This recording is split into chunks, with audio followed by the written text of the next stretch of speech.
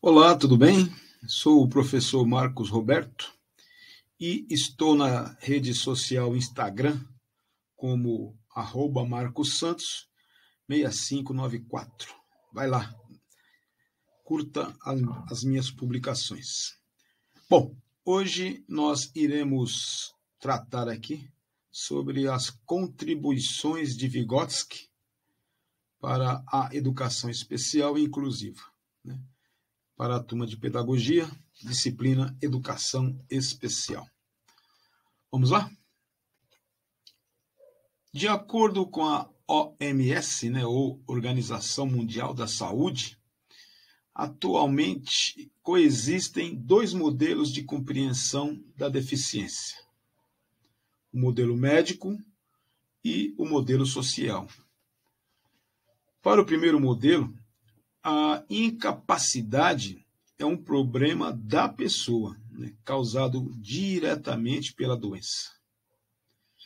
Trauma ou outro problema de saúde, que requer assistência médica sob a forma de tratamento individual por profissionais aí.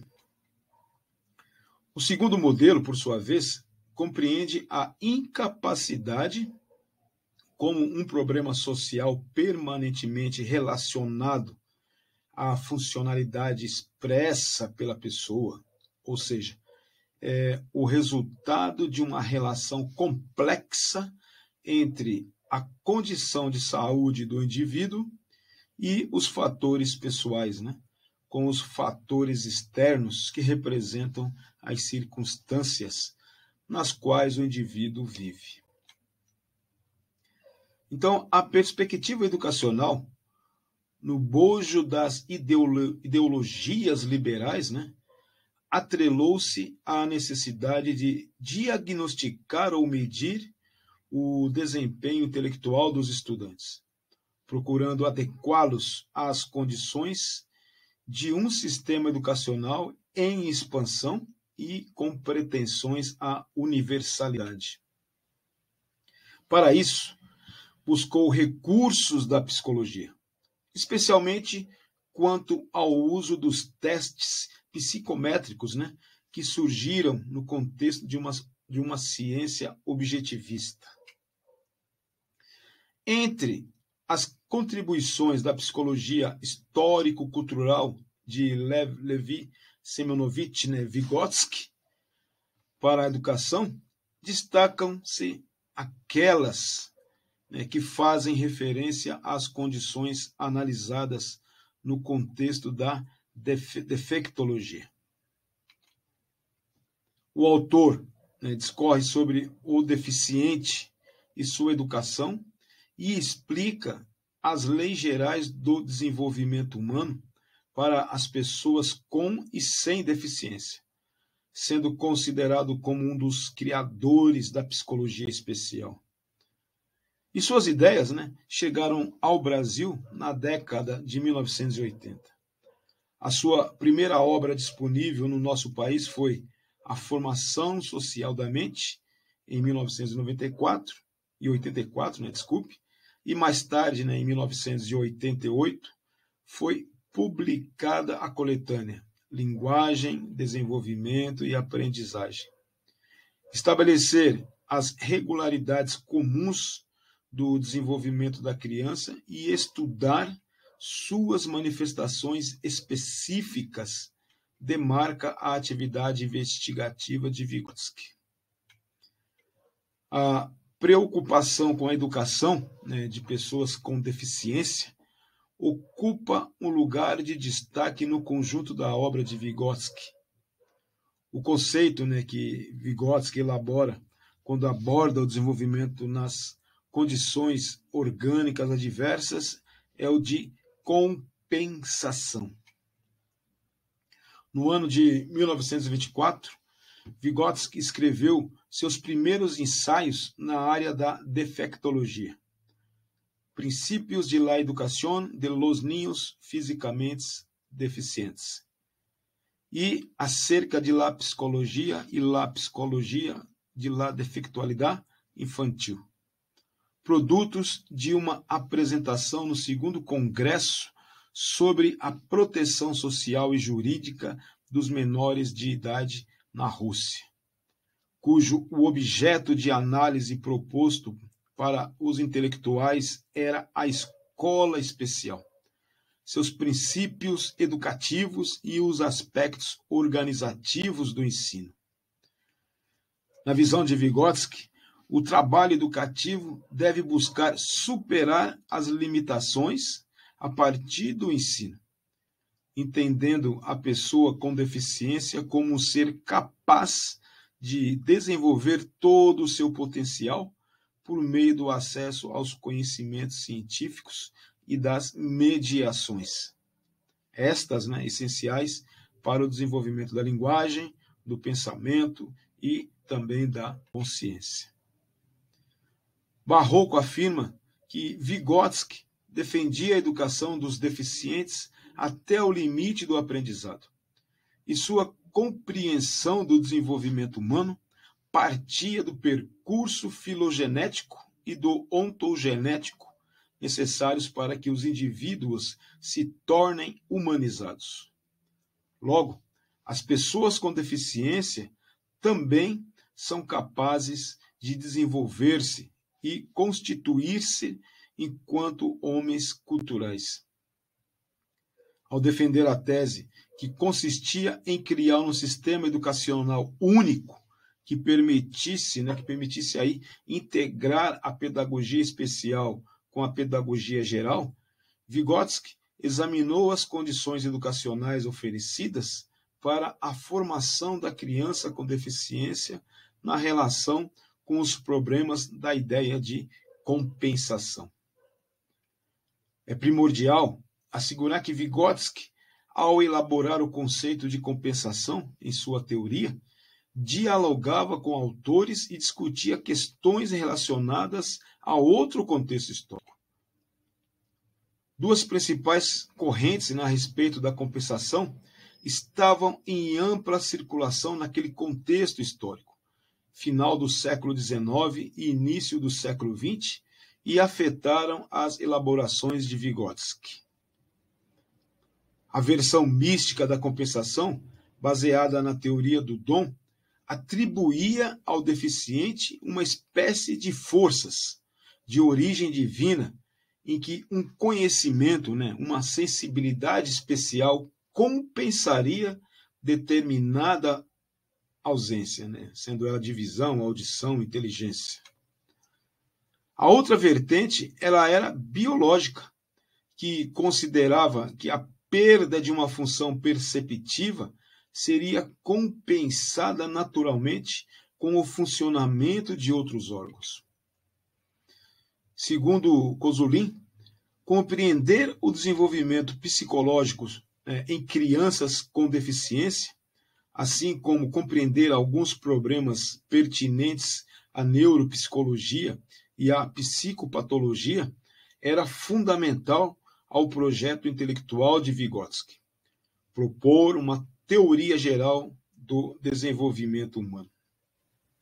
As manifestações da deficiência podem ser classificadas em três grandes grupos: deficiência física, deficiência sensorial e deficiência intelectual. Em cada um deles existem especificidades que são definidas por um conjunto de fatores interligados, tais como a estrutura da própria deficiência, a constituição orgânica e subjetiva da pessoa, assim como suas vivências e condições socioambientais. Para Vygotsky, a manifestação da deficiência como condição incapacitante é decorrente da preponderância do defeito secundário sobre o defeito primário. Ou seja, quando as consequências sociais advindas de limitações orgânicas se sobrepõem ao próprio defeito. A depender da forma como o contexto social é estruturado, do sistema de valores, né, e significados disseminados na cultura em que a pessoa vive e dos apoios, né, sociais disponíveis, a deficiência pode se tornar uma questão de maior ou menor importância. No convívio social, a interação indivíduo-meio promove situações ou dificuldades objetivas que impelem a díade a novos caminhos, né? É um erro avaliar as possibilidades de desenvolvimento relacionando-as ao tipo de deficiência, pois cada pessoa elabora suas dificuldades de modo singular e desenvolve, na linha do tempo, processos compensatórios diferentes, a depender das situações que lhe surgem, das dificuldades específicas associadas à deficiência e da educação recebida. A compensação se organiza a partir de situações que promovem a necessidade de superação. Mas não se trata de um processo natural, e sim de uma luta e, como toda luta, podem ter desfechos opostos, a vitória ou a derrota. Porém, aparentemente, quanto maiores forem as barreiras, maiores serão as possibilidades qualitativas de compensação, um processo criativo por natureza. Vygotsky tem contribuições específicas, né, ao âmbito de cada deficiência, uma vez que se dedicou à investigação dos aspectos que se referem mais estritamente à deficiência intelectual, à surdez e à cegueira. Vygotsky também destaca que a deficiência não deve ser tratada como algo estático, uma coisa em si, mas como processo contínuo. E, além disso, ele busca explicar que o problema da inserção da criança com deficiência nas práticas sociais não se deve ao aparato psicofisiológico, mas ao domínio das funções psíquicas mediadas, né, produzidas no desenvolvimento histórico-cultural da humanidade. Vygotsky, né, considera que uma educação precária altera reais possibilidades de desenvolvimento das funções psíquicas, sobretudo quando pensamos na educação de crianças com deficiência.